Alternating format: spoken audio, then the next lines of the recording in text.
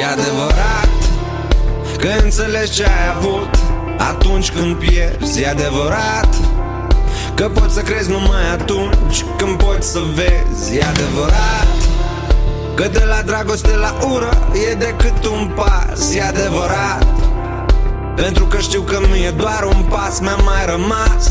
Și dacă totuși ai să pleci, îți doresc